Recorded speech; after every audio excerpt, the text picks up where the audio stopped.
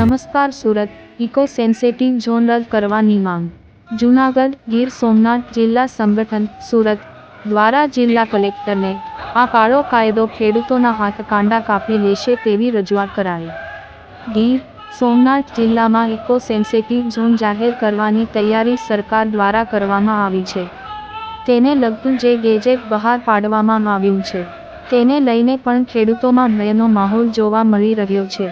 Eco sensitive ઝોનને કારણે ખેડૂતોની જમીન ઉપર ખૂબ મોટો કાપ આવશે અને સાથે સાથે ખેડૂતો પોતાની જમીન ઉપર ખેતી કરી શકશે કે કેમ તેના ઉપર પણ મોટો પ્રશ્નાર્થ ઊભો થઈ ગયો છે. જૂનાગઢ ગીર સોમનાથ સંગઠનના સુરતના સભ્યો દ્વારા આજે જિલ્લા કલેક્ટરને રજૂઆત કરવામાં આવી.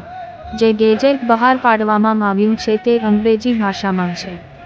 આ ગેજેટને ગુજરાતીમાં અનુવાદ કરીને આપવામાં આવે જેથી કરીને સરકાર કઈ દિશામાં શું કરવા માંગે છે તેની સંપૂર્ણ માહિતી ખેડૂતોને મળી શકે.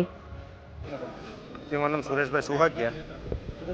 શું રજૂઆત લઈને અત્યારે દિવાળીના સમયમાં નહીં પણ આજે ઇકો સેન્સિટિવ ઝોન જે લાગુ કરવામાં આવી રહ્યો છે એનું જે ગેજેટ પ્રસિદ્ધ સરકાર દ્વારા કરવામાં આવી રહ્યું છે એની સામે આજે અમે કલેક્ટરશ્રીને રજૂઆત કરવા આવી રહ્યા છીએ કે જે ગેજેટ પ્રસિદ્ધ કરવામાં આવેલું છે તે અંગ્રેજી ભાષામાં ગેજેટ પ્રસિદ્ધ કરવામાં આવેલું છે જેના કારણે ખેડૂતોને એમાં સમજ નથી પડી રહી કે આ ગેજેટની અંદર શું પ્રસિદ્ધ કરવામાં આવેલું છે, કેવા નિયમો છે, એની અંદર ખેડૂતોને શું નુકસાની જવાની છે, શું ફાયદો થવાનો છે, એની વિસામણમાં ખેડૂતો છે. ત્યારે અમે રજૂઆત કરવા આવે છે કે આ ગેજેટને સૌપ્રથમ ગુજરાતી ભાષામાં પ્રસિદ્ધ કરવામાં આવે જેથી કરીને ખેડૂતોને સમજમાં આવે.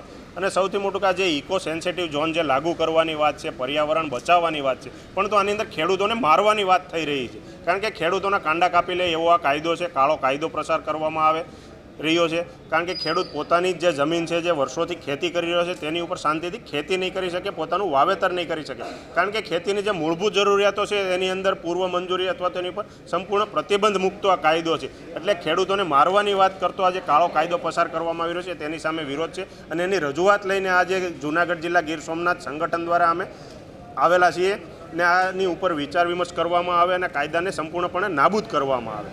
નાબૂદ તો નહીં કરાય તો કઈ રીતે ખેડૂતો નહીં, આ કાયદો અગાઉ પણ આવેલો હતો ને એને નાબૂદ કરવાની વાત થઈ હતી. એટલે આ કાયદો જ્યાં સુધી નાબૂદ કરવામાં નહીં ત્યાં સુધી અમે આની લડત ચાલુ રાખશું. કારણ કે આ જે બંધારણીય હકો છે એ છીનવવાની વાત આની અંદર થઈ રહી છે. એટલે આ કાયદાની લઈને આજે અમે આવેદનપત્ર આપી અને જ્યારે દિવાળીનો તહેવાર છે, લોકો જ્યારે ગામડે ગામડે જઈ રહ્યા છે ત્યારે ગામડે ગામડેથી આનો વિરોધ થાય અને દરેક ઘરેથી દરેક ખેડૂત દ્વારા આ કાયદા સામે વાંધા અરજી નોંધાવવામાં આવે એ પ્રકારનું અમે જન આંદોલન શરૂ થઈ ચૂક્યું છે અને એના ભાગરૂપે જ આજરોજ અમે અહીંયા આવેલા છીએ.